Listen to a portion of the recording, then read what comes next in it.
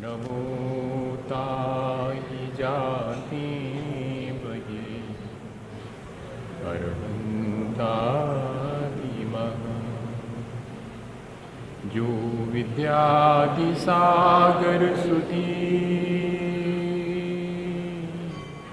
जो विद्यादि सागर सुधी गुरु हैं हितैषी शुद्धात्म में निरत नित्य हितोपदेशी वे पाप ग्रीष्म ऋतु में जल हैं सयाने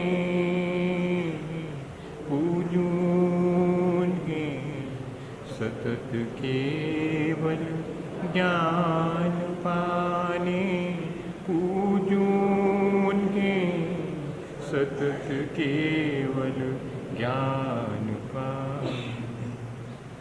बोले भगवान महावीर स्वामी के, आचार्य कुंद कुंद स्वामी के, आचार्य गुरुवर विद्यासागर मुनि महाराज।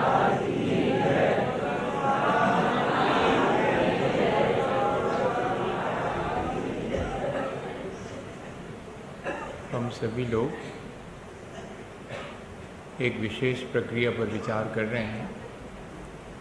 हमने पिछले दिनों ये बात बहुत स्पष्ट रूप से समझ ली है कि जब तक हमारे जीवन में हम अच्छा जीवन बनाने का विचार नहीं करेंगे तब तक अच्छे बनने की शुरुआत नहीं होगी। और दूसरी चीज़, सिर्फ यदि हम अच्छे बनने का विचार ही करते रहें और उसे क्रियान्वित ना करें, उसे अपने जीवन में लाने का पुरुषार्थ न करें, तो वो विचार जो है फलदायी नहीं होता। जैसे पेड़ में फल न लगें तो फिर कोई कैसे पहचानेगा कि ये आम का पेड़ है और ये बबूल का पेड़ है। उसमें फल लगते हैं तो मालूम पड़ जाता है कि ये आम का वृक्ष है और ये बबूल का वृक्ष है। फल इस बात का इंडिकेशन है। ठीक इसी तरह हमारे अपने विचार भी जब तक हमें जैसा हम विचार कर रहे हैं वैसा फल नहीं देंगे तो फिर वे विचार ठीक नहीं माने जाएंगे। श्रेष्ठ विचार हमारे जीवन को श्रेष्ठ बनाने में मदद देने वाले होना चाहिए। हमारा जीवन श्रेष्ठ न बने और हमारे पास विचार हो तो वो श्रेष्ठ विचार नहीं कहलाएंगे। दूध कितना ही सफ़ेद हो और कितना ही गाढ़ा हो ये महत्वपूर्ण नहीं होता, दूध में से कितना घी निकलता है ये महत्वपूर्ण होता है। ठीक इसी तरह से विचारों के वृक्ष में जब तक कि हमें श्रेष्ठता के फल न लगें तब तक हमारे वो विचार हमारे लिए श्रेष्ठ नहीं कहलाएंगे। हम पिछले दिनों इस विचार की प्रक्रिया को निरंतर करके उन विचारों को बहुत अपने भीतर दृढ़ करना चाह रहे हैं।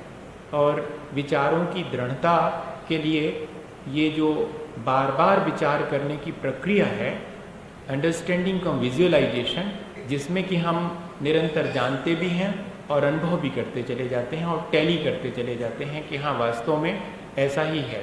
और जैसे ही हम इस चीज़ को, इस प्रक्रिया को दोहराते हैं तो हमारे भीतर, और जिसको हैम्बरिंग कहते हैं या कि टेम्परिंग कहते हैं, लगातार किसी चीज़ पर चोट की जाए, यदि बहुत मजबूत गर्टर भी है और उस पर सरकंडे की गोली से भी चोट की जाए तो एक दिन वो टूटेगा। एक अगर हमारे अंदर लगातार उस प्रक्रिया को करने की भावना बन गई है तो वो भावना उस प्रक्रिया को जो फल मिलना चाहिए उस तरफ ले जाती है। और इसी तरह ट्रैम्परिंग की प्रक्रिया है जिसमें कोई बाह्य परिवर्तन नहीं होते, केमिकल चेंजेस नहीं होते, क्वालिटेटिव चेंजेस होते हैं। पानी को 100 दफ़े गर्म करके ठंडा करने के बाद जो पानी मिलता है उसमें हाइड्रोजन ऑक्सीजन का जो परसेंटेज है वो एज इट इज़ है, लेकिन उसकी क्वालिटी डिफर है। तो ये जो क्वालिटेटिव चेंजेस हैं वो भी इसी हैम्बरिंग की प्रक्रिया से या टेम्परिंग की प्रक्रिया से होता है। और वो हम निरंतर करें, अपने ऊपर निरंतर श्रेष्ठ विचारों की अगर हम चोट करें, एक तो हम दूसरे के द्वारा उन श्रेष्ठ विचारों को सुन रहे हैं तब भी हमारे भीतर हैम्बरिंग हो रही है, लेकिन इससे अकेले काम नहीं चलेगा। हमें सुबह शाम बैठ करके इस प्रक्रिया को खुद करना पड़ेगा और खुद हम विचार करके। और चिंतन और चिंता में फ़र्क समझते हैं। वस्तु स्वरूप जो कि वैराग वर्धक हो, ऐसा विचार करना चिंतन कहलाता है। और विषय कषाय की पूर्ति के लिए निरंतर विचार करना ये चिंता कहलाता है। इतना ही फर्क है। हम लोग विषय कषाय की सामग्री की पूर्ति के लिए निरंतर विचार करते रहते हैं। ये काम ऐसे करूँगा तो इतना इजाफा होगा, इतने पैसे आ जाएंगे, ये काम ऐसे करूँगा तो ये ऐसे मकान बन जाएगा, ऐसे मेरे और सामग्री आ जाएगी।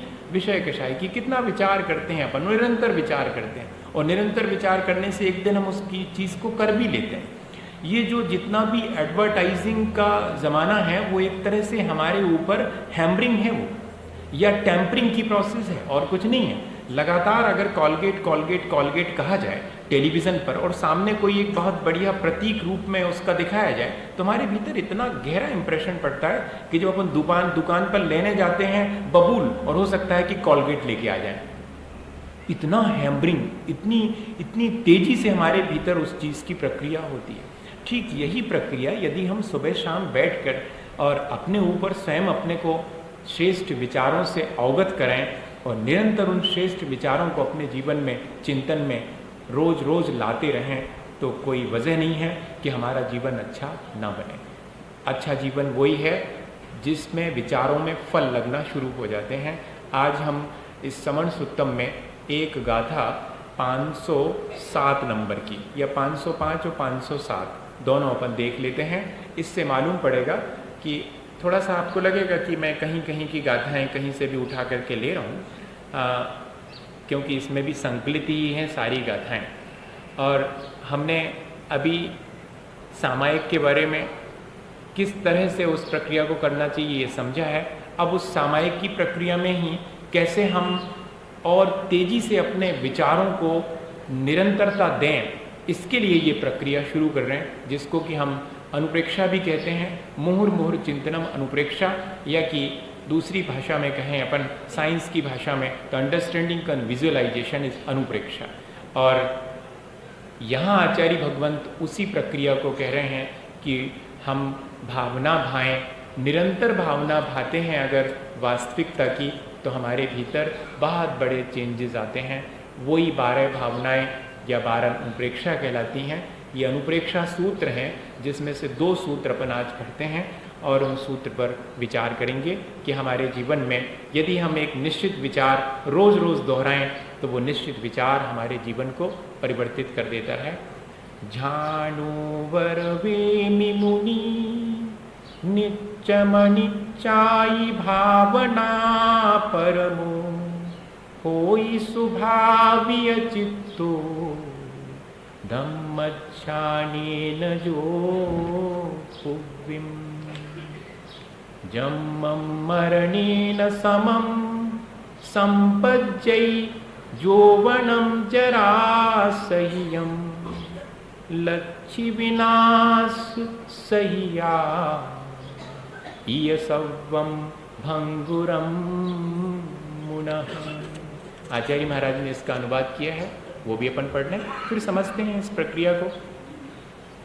स्वाधीन चित्त करतु शुभ ध्यान द्वारा कर्तव्य आदिम यही मुनि भव्य प्यारा सध्यान संतिलित होकर भी सदा से भावो सदा सुखद द्वादश भावनाए है जन्म से मरण भी वह जन्म लेता वार्धक्य भी सतत यौवन साथ देता लक्ष्मी अतीव चपला बिजली बनी है संसार ही तरल है स्थिर ही नहीं है। All things on the running way. यहाँ विचार करें हम कि जो भी चीज़ है वो निरंतर व्यतीत होती चली जा रही है। मैं उसे जितना स्थिर बनाने की कोशिश करता हूँ वो निरंतर उतनी ही नष्ट होती चली जाती है। मैं सोचता हूँ कि ये जो मकान मैंने बनाया है वो बहुत दिनों तक टिका रहेगा, लेकिन जिस क्षण मैं उसे बनाना शुरू करता हूँ वो उसी क्षण से पुराना और धीरे धीरे टूटना शुरू हो जाता है। एक तरफ हम जिस चीज़ को कंस्ट्रक्ट करते हैं और मानते हैं कि हम उससे रच रहे हैं, वो दूसरी तरफ टूटना शुरू हो जाती है। कोई व्यक्ति जन्म लेता है, हम सोचते हैं कि वो जन्म लेकर के जिएगा, लेकिन एक एक सांस रोज मरण की तरफ चली जाती है। जन्म भी यहाँ मरण के साथ है, यहाँ रचना भी विध्वंस के साथ में है, यहाँ हर सृजन के साथ विध्वंस जुड़ा हुआ है। यदि हम अपने यौवन को देखते हैं तो वह भी अपने साथ धीरे धीरे बुढ़ापे को लिए हुए है। यहाँ जो भी संयोग संबंध हैं या कि जो भी वस्तुएं हैं वे सब निरंतर प्रभामान हैं। जैसे कि a man can not step twice in a river, एक कोई व्यक्ति दूसरी बार उस नदी में पैर रखना चाहे तो नहीं रख सकता, क्योंकि उस नदी में पहले जब पैर रखा था तो जो पानी बह रहा था अब वो पानी बहुत आगे बह के जा चुका है, कोई दूसरा पानी वहाँ आ गया है। तब लिखने वाले ने लिखा कि man can not step twice in a river, दूसरी बार हम एक ही नदी में पैर रख ही नहीं सकते, क्योंकि वो नदी का पानी तब तक बहुत अधिक बह चुका है। क्या ऐसा विचार हम कर सकते हैं? हमारा ध्यान ही नहीं जाता इस तरफ। हम निरंतर व्यतीत हो रहे हैं, ये ध्यान ही नहीं जाता। संसार के संयोग संबंधों और वस्तुओं की क्षणभंगुरता का विचार, ऐसा विचार अगर हमारे अंदर निरंतर बना रहे, कोई भी चीज हम लेकर के आए और जब हम उससे अपना ममत्व जोड़ लेते हैं किसी भी चीज से, तब हमें उस चीज के हमेशा बने रहने का भाव भी अपने भीतर पैदा हो जाता है। जिस चीज में हमारा जितना ममत्व होता है, हम उस चीज को उतना अधिक समय तक अपना बना के रखना चाहते हैं। देख लीजिएगा, चाहे वो संबंध हो, चाहे वो वस्तु हो, चाहे वो व्यक्ति हो, जिससे हमारा ममत्व का संबंध है, हम चाहते हैं कि ये ज्यादा समय तक स्थिर रहे, लेकिन वो निरंतर नष्ट होती चली जाती है और उसके नष्ट होने से हमें हमेशा दुखी होता है। हम जितना उससे शाश्वत बनाने की कोशिश करते हैं, हम अपने प्रयास में असफल होते हैं और निराश हो जाते हैं। हमें समझना चाहिए इस चीज़ को कि चीज़ें क्षणभंगुर हैं, संबंध भी सारे संयोगी संबंध सब क्षणभंगुर हैं, पर्यायें जितनी भी हैं वो सब क्षणभंगुर हैं। ऐसा विचार करने से होगा क्या? ऐसा विचार करने से हमारे अंदर जो गाफिलता है, जो भ्रम है, वो टूटेगा और भ्रम टूटने और वास्तविकता का पता लगने से बड़ी शांति मिलती है। किसी भी चीज का भ्रम हमें क्या करता है? हमें हमेशा टेंशन में, हमेशा तनाव में डाले रहता है कि पता नहीं ऐसा ना हो जाए, किसी भी चीज का संदेह हो जाए। विश्वास हो तो निश्चिंतता मिलती है, संदेह हो तो एक अनिश्चितता हमारे भीतर निरंतर बनी रहती है। देखें, अपन बाजू वाले से अगर हमारे संबंध अच्छे हैं, हम ताला लगा के घर से 2-4 दिन को गायब भी रहें, तब भी निश्चिंतता रहती है कि हमारा पड़ोसी ध्यान रखेगा। और अगर बाजू वाले से अच्छे संबंध नहीं है तो हमेशा जरा देर को भी हम चीज़ों को छोड़ के जाते हैं तो कैसा लगता है कि किसी भी क्षण कुछ भी हो सकता है। हमारे जीवन में निश्चिंतता लाती है ये चीज़। लगता तो ये है कि अगर सब चीज़ों को क्षणभंगुर मान लेंगे तो बड़ा अनसर्टेन हो जाएगा, सब कुछ बड़ा अनिश्चित हो जाएगा, कोई भी चीज़ कभी भी नष्ट हो सकती है, ये तो बड़ा गड़बड़ है। ऐसा नहीं है। चीज़ों की क्षणभंगुरता अगर मालूम पड़ जावे, वास्तविकता यदि मालूम पड़ जावे तो बड़ी निश्चिंतता हो जाती है। हमको उल्टा मालूम पड़ता है कि नहीं, निश्चिंतता के लिए चीज़ों को स्थिर मान लो तो शायद निश्चिंत हो जाएंगे। लेकिन आज तक हम संसार की चीज़ों को शाश्वत मानकर कभी निश्चिंत नहीं हो पाए हैं, क्योंकि हम उन्हें शाश्वत मानने का भ्रम पाल लेते हैं और एक दिन हमारे देखते देखते वे चीज़ें नष्ट हो जाती हैं। पानी पर लकीर खींचें, ऐसा लगता है जैसे मैंने लकीर खींच दी, लेकिन इधर लकीर खींचते हैं उधर मिटती चली जाती। रेत पर लकीर खींचते हैं, इधर खींचते हैं, हवा का झोंका आता है, मिट जाती। पत्थर पर लकीर खींचते हैं, लगता है बहुत दिन तक टिकेगी, लेकिन वह भी थोड़े समय के बाद नष्ट हो जाती। यहाँ कोई भी चीज़ जो भी हमें दिखाई पड़ती है, दिखाई क्या पड़ता है? संयोग संबंध दिखाई पड़ते हैं, संयोगी पर्यायें दिखाई पड़ती हैं, दोनों चीज़ें दिखाई पड़ती हैं, वास्तविकता देखने की आंख अगर कोई दे सकता है तो हमारे विचारों की यह जो निरंतर प्रक्रिया है वो दे सकती है। दो चीजें हमने सीख ली। हमारे भ्रम को तोड़ने का काम हमारी निरंतर चिंतन की प्रक्रिया करेगी। हमारी निरंतर चिंतन की प्रक्रिया हमें वास्तविकता का बोध कराएगी। डेनाइल ऑफ रियलिटी जो 13 मैकेनिज्म है साइकोलॉजी में, जो हर व्यक्ति के भीतर चलती रहती हैं, वो हमारे भीतर कम होगी, क्योंकि हम वास्तविकता से पलायन बचपन से करते आते। हमको हमारे माता पिता संस्कार में ये चीज देते हैं कि तुम वास्तविकता से पलायन करो। वास्तविकता तुम जान लोगे तो विरक्त हो जाओगे, अब भी विरक्त हो जाओगे संसार से। हम अपने बच्चे को मरघट नहीं ले जाते, छोटा है, क्यों? वहां अगर किसी प्रियजन को जलते देख लेगा तब तो उसे विरक्ति हो जाएगी, संसार बेमानी मालूम पड़ेगा, और हम उसे बचाते हैं। बचपन में हम उसे उन वास्तविकताओं से परिचित नहीं कराते हैं, क्योंकि बचपन के क्षण ऐसे हैं जो कि हर चीज को बहुत स्पष्ट रूप से देखता है और देख करके उसे कह भी देता है। हमें तो बच्चों के मुंह पर हाथ रखना पड़ता है, चुप रहो, सच्ची बात मत कहो, है ना, क्या बोल रहा है। वो जैसा है वैसा का वैसा बोल देता है, उसको कहीं कोई मुश्किल नहीं है बोलने में। जैसा देखता है वैसा कह देता है। हम लोग तो इस चीज से बचने की कोशिश करते हैं। हम लोग खुद अपने हाथ से अपने को धोखे में डालते हैं और वास्तविकता से विमुख रखते हैं। हम अगर सुबह शाम बैठ कर के इस प्रक्रिया को शुरू करें, निरंतर विचार की प्रक्रिया को, तो हमारे बहुत सारे भ्रम अनायास टूटेंगे। शरीर मरण धर्मा है, संबंध बिखर जाने वाले हैं। अरे मैं तो सोचता था हमेशा रहेगा, मेरे ये संबंध जो मैंने बनाए हैं हमेशा टिके रहेंगे। नहीं, जितनी भी पर्याय हैं संयोगी और जितने भी संबंध हैं संयोगी, वे सब क्षणभंगुर हैं। कोई 1 दिन में, कोई 2 दिन में, कोई 4 दिन में, कभी न कभी टूट ही जाते हैं। द्रगदेक जहाँ तक पाते हैं तम का सागर लहराता है, फिर भी उस पार खड़ा कोई हम सबको खींच बुलाता है। मैं आज चला तुम आओगे कल, परसों सब संगी साथी, दुनिया रोती धोती रहती है। जिसको जाना है जाता है, मेरा तो मन होता डगमग, तट पर के इन हलकोरों से एकाकी पहुंचूंगा जब मझधार न जाने क्या होगा। इस पार प्रभु तुम हो, सब है उस पार न जाने क्या। ये हरिवंश राय बच्चन ने लिखा है, बहुत प्रसिद्ध है ये इस पार उस पार उनकी कविता। लेकिन इसमें हमारे संसार की वास्तविकता का हमें दिग्दर्शन कराया है। हम मान के बैठते हैं कि हमने जन्म लिया है तो हमें मरना नहीं पड़ेगा। इससे बड़ा भ्रम कोई नहीं होता।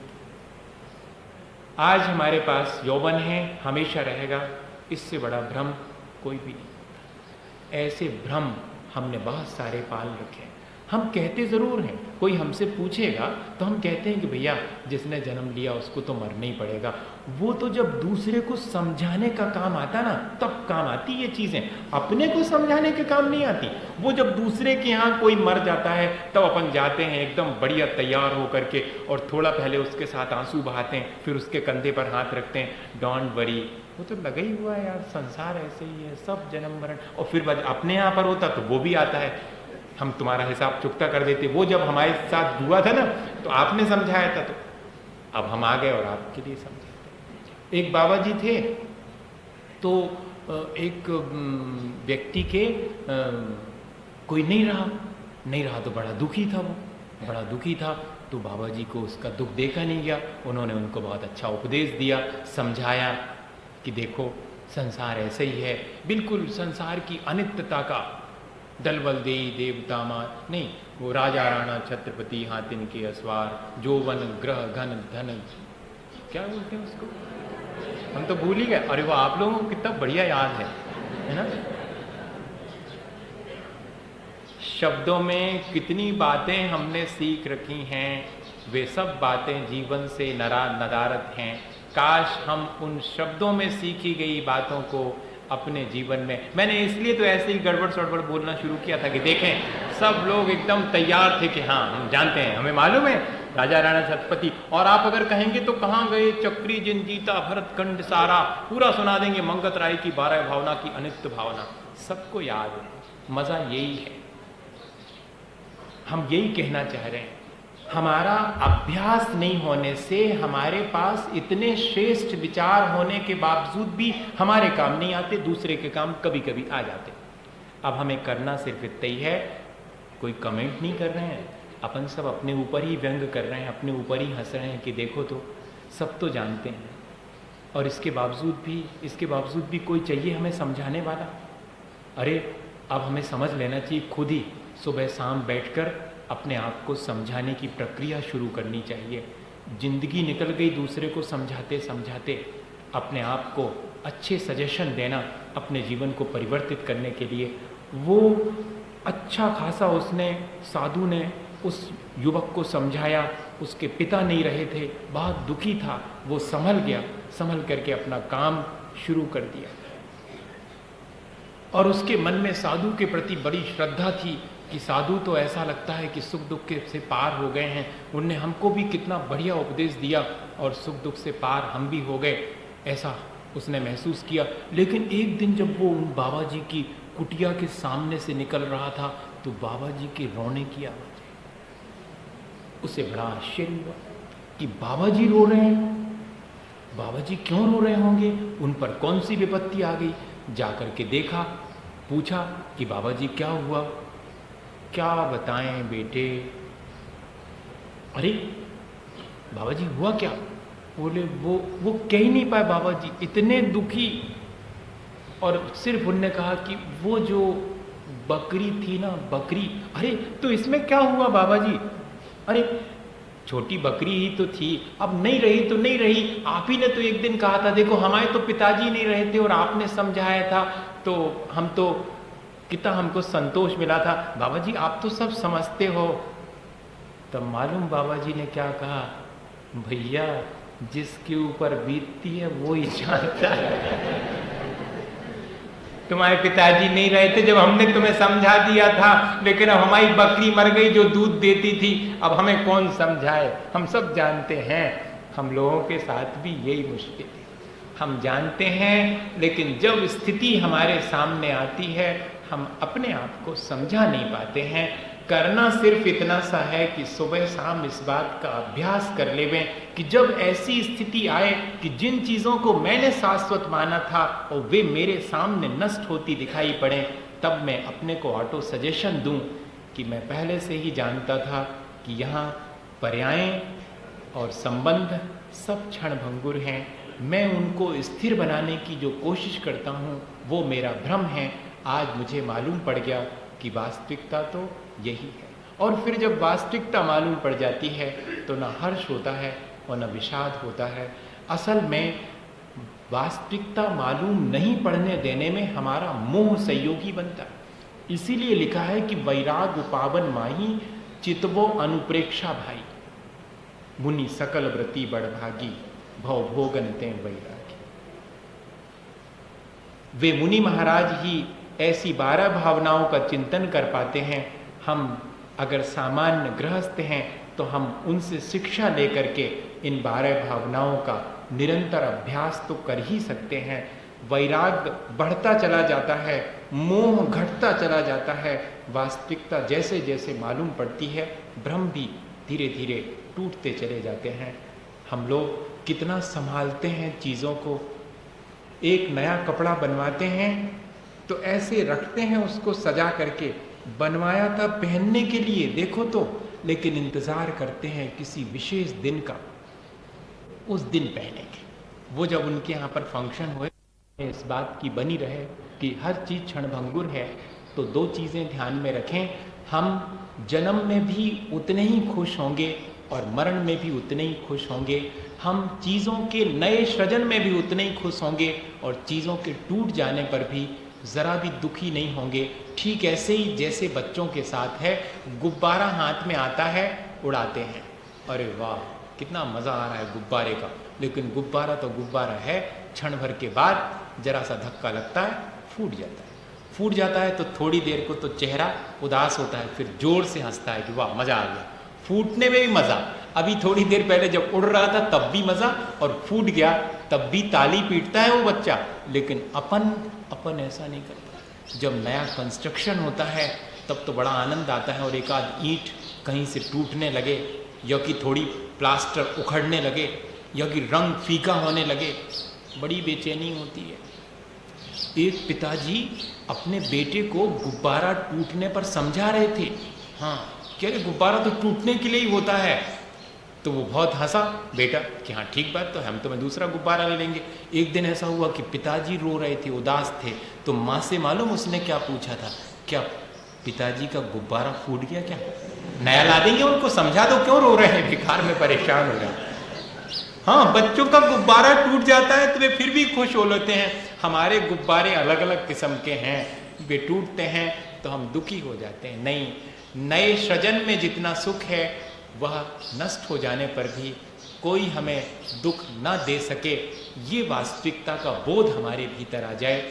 चीज़ें नष्ट होंगी ये निश्चित है, मुझे दुखी होने की आवश्यकता नहीं है, मुझे उन्हें संभाल कर रखने की तो आवश्यकता है, उन्हें तोड़ फोड़ करने की आवश्यकता नहीं है। लेकिन हमारी संभाल के बाद भी वे टूटेंगी। टूटने पर मुझे निराश नहीं होना, हताश नहीं होना, बल्कि नीड़ का निर्माण फिर जैसे कि चिड़िया रोज रोज घोंसला बनाती है, एक हवा का झोंका आता है, सारे तिनके नीचे गिर जाते हैं, लेकिन कभी भी चिड़िया उदास नहीं होती, कभी भी चिड़िया विमुख नहीं होती, अपने पुरुषार्थ से निरंतर घोंसला बनाती है। कितना भी टूट जाए लेकिन उसे मालूम है कि नहीं, ये तो टूटने के लिए है, इसमें निराश होने की, उदास होने की, हताश होने की क्या आवश्यकता है, मैं फिर से बनाऊं। चिड़िया का घोंसला तोड़ के देख लीजिएगा, उसे कोई दुख नहीं होता, वो फिर से बनाती। और हम तो चीज़ों को टूटते देखकर दुखी होते हैं। हमें इतना ही अपने को संभाल लेना चाहिए, और जो वास्तव में शाश्वत है उस शाश्वत को हम हमेशा स्मरण में बनाए रखें। शरीर का जितना ध्यान रखते हैं उसमें बैठे हुए आत्मा का भी उन्हीं क्षणों में याद आ जाए।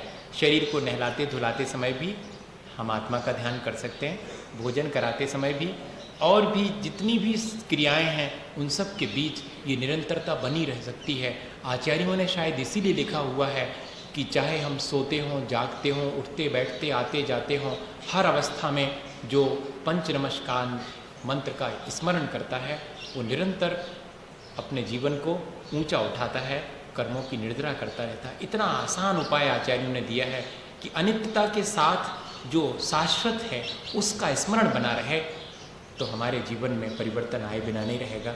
मैंने शायद पहले ये उदाहरण सुनाया कि नहीं सुनाया, बहुत सारी छोटी सी चीज़ें रिपीट भी हो जाएंगी, लेकिन अवसर पर रिपीट होती हैं। मुझे थोड़ा सा ऐसा लग रहा है कि शायद मैंने सुनाया है, पर फिर भी एक बार अपन और उसको रिवाइज कर लें। क्या हुआ था कि एक बार एक व्यक्ति मिठाई खरीदने गया, तो वो मैं मिठाई वाले के यहाँ गया, तो मिठाई वाले ने जो है बहुत दिन से वहाँ दोने पड़े हुए थे। दोना तो समझते हैं वो, है ना, क्या बोलते हैं उसको, दोना ही बोलते हैं बस, तो फिर ठीक है, काम चलेगा, भाषा है। उस दोने में उठा करके उसने मिठाई रखी, बड़ा खुश हुआ दोना। खुश होनी चाहिए था क्योंकि अभी तक तो वहाँ पड़ा हुआ था, कोई इज्जत ही नहीं थी, सब ऐसे ही डाल देते थे कोने में, कोई पैर से आकर के धक्का दे जाता था। अब तो उसको उठाया गया, पहुँच करके साफ सुथरा बना करके उसमें मिठाई रख दी गई, हाथों हाथ लिया गया, दोना बड़ा खुश। दूसरे के हाथ में गया, अरे वाह मज़ा आ गया अब तो। और फिर इतने ही नहीं, वो भी उसको नीचे नहीं रख रहा, हाथ में पकड़े हुए है, और हाथ में पकड़े पकड़े गाड़ी में बैठ गया। वो रॉल्स रॉय समझ लो अपन, बहुत बड़ी, उसमें क्या फ़र्क पड़ता, कहानी में अपन को क्या दिक्कत, नहीं हो घर में बात अलग, लेकिन उसमें बैठ गया, वो हाथ में लिए। वो दोना तो बहुत खुश है कि गाड़ी में बैठने मिल गया, इतना मज़ा आ रहा है। अब लेकर के जा रहा है, वो घर में पहुंचा तब भी नीचे नहीं रखा, हाथों हाथ एक से दूसरे हाथ में, और फिर बाद में प्लेट में सजा दिया गया और मेहमान के हाथ में चला गया। बहुत खुश, दिन बदल गए, है ना। और जब मेहमान ने उसमें रखी हुई मिठाई खा करके और ऐसा दबा करके डस्टबिन में फेंका, तब समझ में आ गया कि इज्जत किसकी वजह से थी। बस इतने। हम तो सोच रहे थे कि हमारी अपनी इतनी कदर, हमारी अपनी इतनी इज्जत। नहीं, इज्जत इसकी नहीं है, इसके भीतर बैठे वाले की है, हम भूल गए हैं। हम उसकी इज्जत नहीं करते हैं, इसकी ज़्यादा करते हैं। इतना सा परिवर्तन करना है, कोई बहुत बड़ा परिवर्तन नहीं करना है। सुबह शाम इस बात का अभ्यास करना है कि जितनी इसकी करते हैं उतना ही कम से कम इसकी भी तो करने लगे, भीतर बैठे वाले की। लेकिन नहीं हो पाता भैया। अपने प्रिय जन का भी शरीर मलिन हो जावे तब भी घृणा होने लगती है। उसके भीतर बैठा हुआ प्रियजन नहीं दिखाई पड़ता, उसका मलिन शरीर दिखाई पड़ता। बस यही हमारा दृष्टि का भ्रम है। वो चेतना दिखाई पड़ती रहे अपने भीतर भी और सबके भीतर भी, तो शायद बहुत कम राग द्वेष हो जाएंगे। हम तो बाहर का जो कुछ भी दृश्य जगत है वो देखते हैं और उसके माध्यम से सिवाय राग द्वेष के और कुछ उत्पन्न नहीं होता। और यदि हम उसके भीतर बैठी हुई चेतना को देखें तो राग द्वेष नहीं होगा, बल्कि प्रेम उमड़ेगा। मोह नहीं जागृत होगा, बल्कि एक निस्वार्थ उस चेतना के प्रति लगाव उत्पन्न होगा, उसके संरक्षण का, उसके सुरक्षा का भाव उत्पन्न होगा। हम अपनी दृष्टि को ऐसा बना लें यदि कि हम क्षण भंगुर के पीछे बैठे हुए शाश्वत को देख सकें, तो हमारी ये जो अनुप्रेक्षा है, ये जो भावना है, वो सही सही हमारे जीवन में लाभ दे पाएगी। इसी भावना के साथ में कि हम सब लोग जो है वो अपने जीवन को इस प्रक्रिया के द्वारा अच्छा बनाएं। शायद कोई और भी काम करना चाहते हैं, इसलिए मेरे से उन्होंने कहा है, जैसा कहा वैसा कह देता हूँ। मेरे से कहा गया है कि आप गुरु वंदना जल्दी से नहीं बोलना, अभी हमें दूसरा काम करना। हमने मान ली बात, उसमें क्या है, अपन बैठो चुपचाप, गुरु वंदना बाद में करेंगे। आचार्य गुरुवर विद्यासागर मुनि महाराज।